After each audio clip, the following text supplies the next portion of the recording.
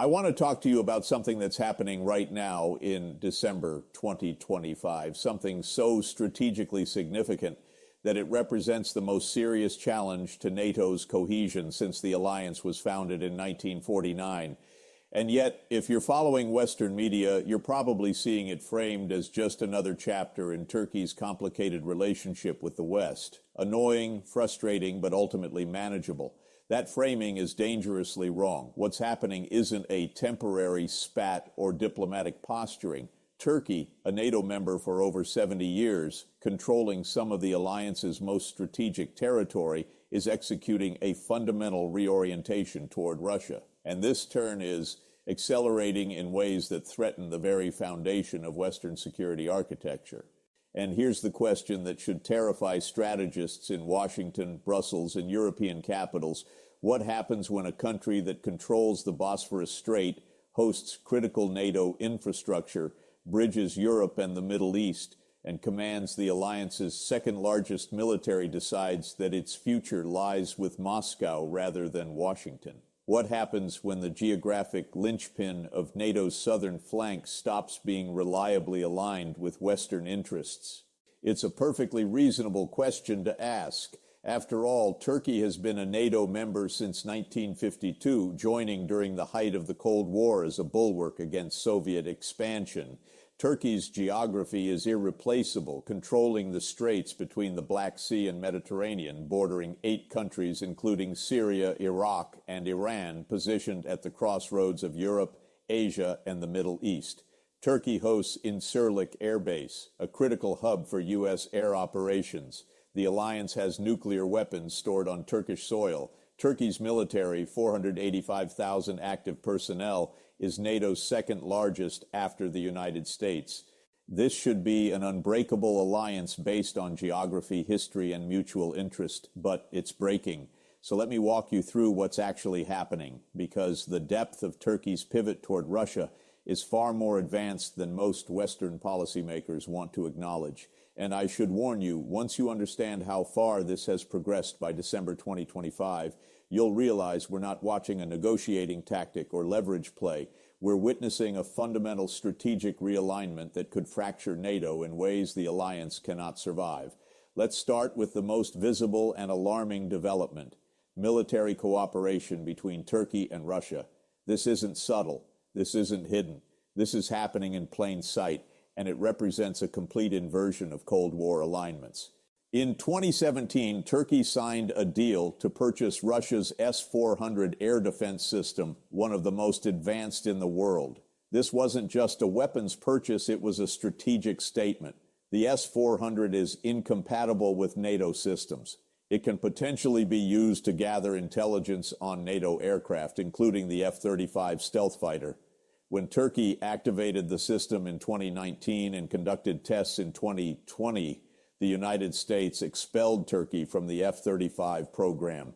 Turkey had been a production partner, manufacturing parts for the aircraft. That partnership ended. But here's what should alarm NATO strategists. Turkey didn't back down. They doubled down. By December 2025, Turkey has not only fully deployed the S-400 systems, but has entered discussions for purchasing additional batteries and potentially co-producing components. Russian technicians and military personnel are regularly in Turkey to maintain and upgrade the systems. This means Russian military personnel have access to a NATO member's territory and can potentially observe NATO operations. The military cooperation extends far beyond air defense. Turkey and Russia are conducting joint naval exercises in the Black Sea. In 2024 and 2025, Turkish and Russian warships participated in coordinated drills that practiced anti-submarine warfare, air defense, and maritime interdiction, scenarios that could theoretically be used against NATO forces. Think about that. A NATO member practicing military operations with Russia that could be employed against NATO. Turkey has also purchased Russian military helicopters and is in discussions for acquiring Russian fighter jets. Turkish defense companies are collaborating with Russian counterparts on weapons development. There's even discussion of joint production facilities for certain military technologies. This level of defense integration with Russia was unthinkable 5 years ago. Now it's operational reality. But the military dimension is only part of the story. The economic integration between Turkey and Russia has reached levels that create structural dependence, and that dependence is being deliberately deepened by both Ankara and Moscow. Energy is the foundation. Turkey imports approximately 45% of its natural gas from Russia through the Turk Stream pipeline, which came online in 2020. That's not just a commercial relationship. It's a strategic vulnerability that Moscow can exploit. But rather than diversifying away from Russian energy, Turkey has expanded the relationship. In 2025, Turkey and Russia finalized agreements to increase gas deliveries and are discussing a second Turk Stream pipeline to expand capacity. Turkey is also building its first nuclear power plant at Akuyu, and it's being built by Russia's Rosatom. The $20 billion project will eventually provide roughly 10% of Turkey's electricity. Russia is financing most of the construction and will operate the plant. This means Russia will control a significant portion of Turkey's power generation for decades. That's not just economic integration, it's strategic dependence. Russian tourists have returned to Turkey in massive numbers, now comprising the largest source of tourism revenue for Turkey's critical tourism sector. Over 6 million Russian visitors annually, bringing in approximately $7 billion. Turkish construction companies are working on major projects in Russia. Bilateral trade exceeded $62 billion in 2024 and is projected to reach $100 billion by 2026, according to statements by both countries' leaders. But here's where it gets truly concerning for NATO: financial integration. Turkey, facing chronic currency instability and inflation exceeding 60% in recent years, has increasingly turned to Russia for financial support. Russian banks have expanded operations in Turkey. Currency swap agreements allow Turkey to trade in rubles and lira, reducing dependence on dollars.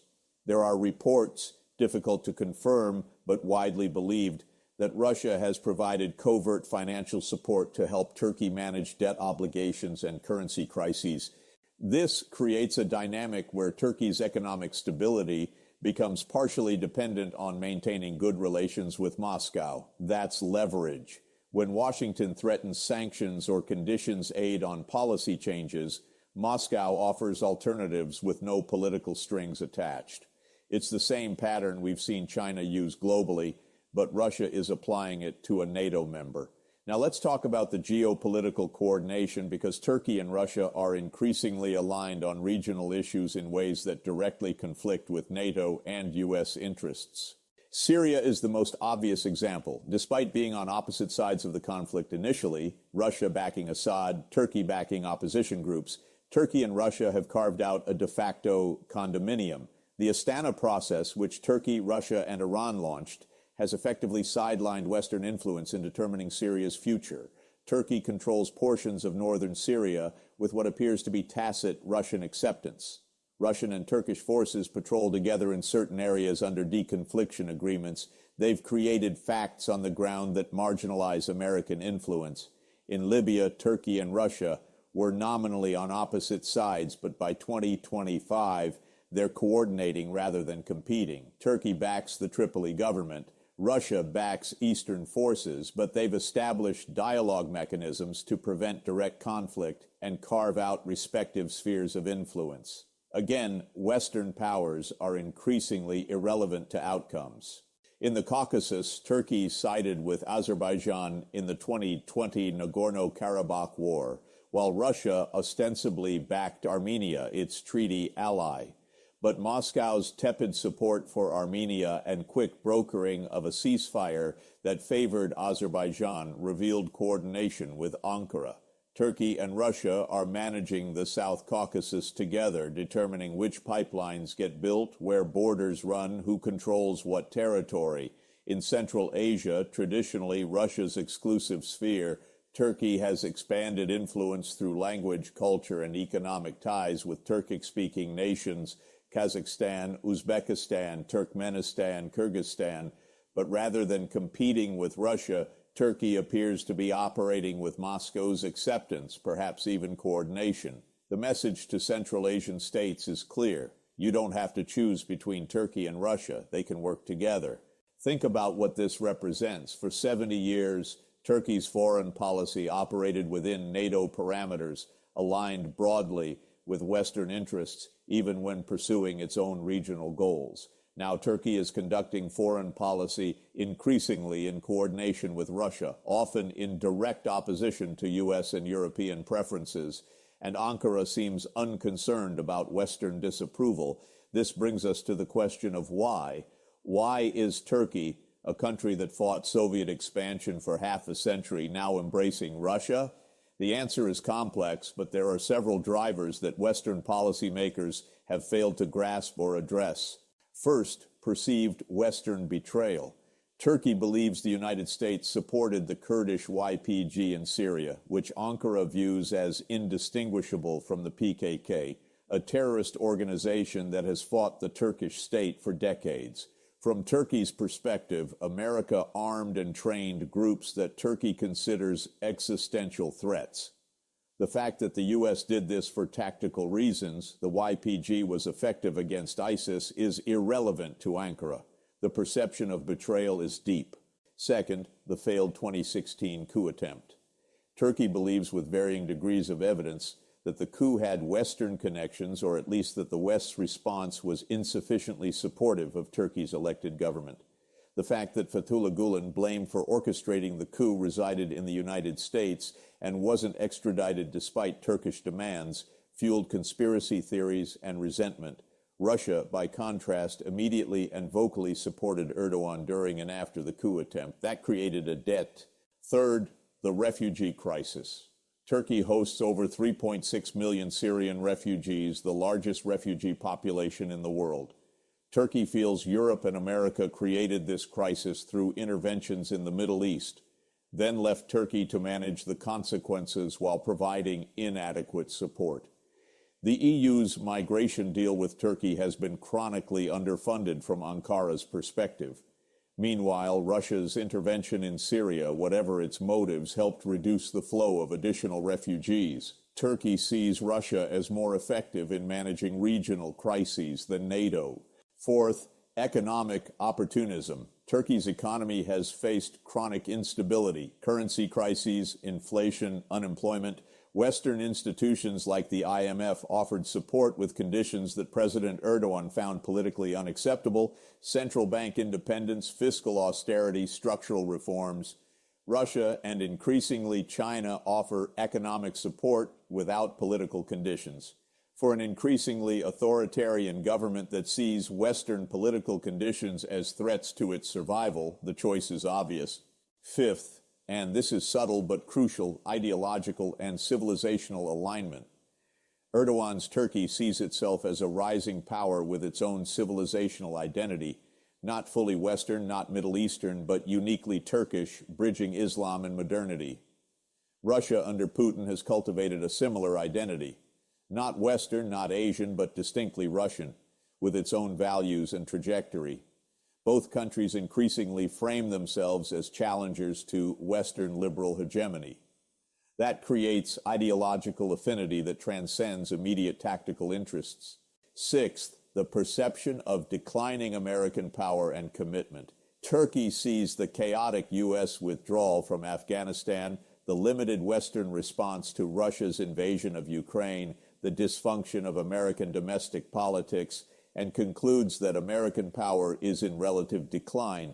If you're Turkey, positioned between multiple regions, you need to hedge. Betting exclusively on a declining power seems strategically unwise. Diversifying partnerships, including with Russia, seems prudent. Now here's what keeps me awake at night, and what should terrify NATO strategists. Turkey's turn toward Russia creates cascading problems that the alliance has no good answers for. Problem one, the strategic geography becomes compromised. Turkey controls the Turkish Straits, the Bosphorus and Dardanelles, the only waterway connecting the Black Sea to the Mediterranean. The Montreux Convention of 1936 gives Turkey enormous discretion over military vessel passage. If Turkey's alignment with Russia deepens, Moscow gains influence over this choke point. Russian warships could potentially gain easier access to the Mediterranean. NATO warships could face restrictions accessing the Black Sea. Turkey, theoretically, could close the straits to NATO vessels in a crisis while allowing Russian passage. This would fundamentally alter the naval balance in a critical theater. Problem 2. Intelligence and operational security are compromised. Turkey has access to NATO classified information, participates in NATO exercises, hosts NATO facilities. If Turkey is simultaneously coordinating with Russia, how can NATO ensure operational security? Can sensitive intelligence be shared with Ankara without assuming it reaches Moscow? Can NATO plan military operations in the Black Sea, the Caucasus, or the Middle East without assuming Turkey will inform Russia? The answer is increasingly no. And if you can't trust a member with intelligence and operational planning, the alliance becomes dysfunctional. Problem 3, the alliance's deterrence posture becomes uncertain. NATO's collective defense commitment under Article 5 assumes all members will respond to an attack on any member. But if Turkey's interests are increasingly aligned with Russia, would Ankara actually respond to Russian aggression against a Baltic state? Would Turkey block NATO action? The uncertainty itself undermines deterrence.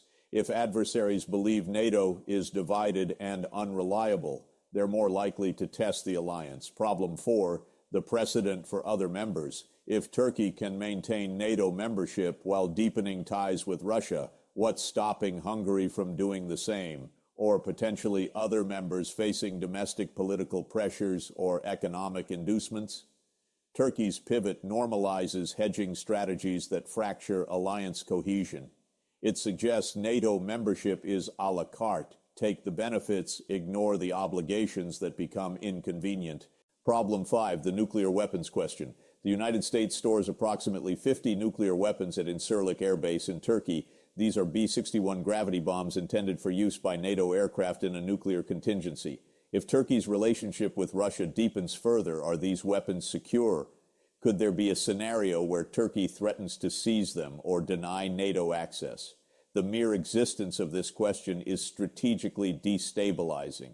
So what are NATO and the United States doing about this? Remarkably little. There are periodic expressions of concern, warnings about consequences, symbolic sanctions like the F-35 expulsion, but there's no comprehensive strategy to address Turkey's drift because there's no good options.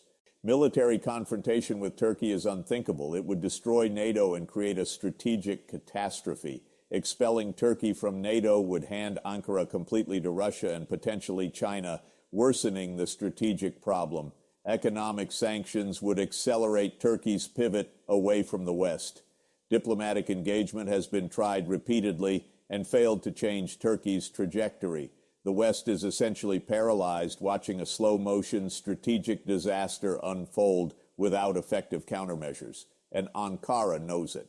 Turkey has leverage precisely because its geography is irreplaceable, and its turn toward Russia creates problems NATO can't solve through conventional policy tools. Meanwhile, Russia is playing this brilliantly. Moscow doesn't need Turkey to leave NATO. Turkey remaining in NATO while increasingly aligned with Russian interests is far more valuable. It creates division, uncertainty, and dysfunction within the alliance. It gives Russia insight into NATO deliberations. It complicates NATO military planning, and it demonstrates that even formal treaty allies can be pulled into Russia's orbit through patient cultivation of economic dependence, political grievance, and strategic coordination. So to return to our original question, what happens when NATO's geographic linchpin reorients toward Russia? We're finding out in December 2025, and the answer is NATO becomes weaker, more divided, less credible, and potentially unable to fulfill its core function of collective defense. Turkey's turn toward Russia isn't just about one country's foreign policy choices. It's a stress test of whether NATO can survive in a multipolar world where members have divergent interests, where economic interdependence doesn't follow political alliances, where rising powers can peel away members of opposing alliances. The question isn't whether Turkey's pivot will continue. The economic integration is deepening. The military cooperation is expanding. The geopolitical coordination is becoming routine. The question is whether NATO can adapt to having a member that's simultaneously part of the alliance and increasingly aligned with its primary adversary. I don't have easy answers, but I know this. Ignoring the problem, assuming Turkey will eventually come back into the fold, treating this as temporary posturing, all of that is strategic denial. Turkey's turn toward Russia is real, it's deepening, and it threatens NATO's core effectiveness in ways the alliance has never faced. We built NATO to contain Soviet expansion. We assumed Turkey would always be on our side because geography and history dictated it. We were wrong. Geography is constant, but alignment is not. And in December 2025, we're watching the unthinkable become reality, a NATO member choosing Moscow over Washington. The strategic shock is here. The question is whether Western policymakers will wake up to it before it's too late. The alliance is being tested, and right now it's failing the test.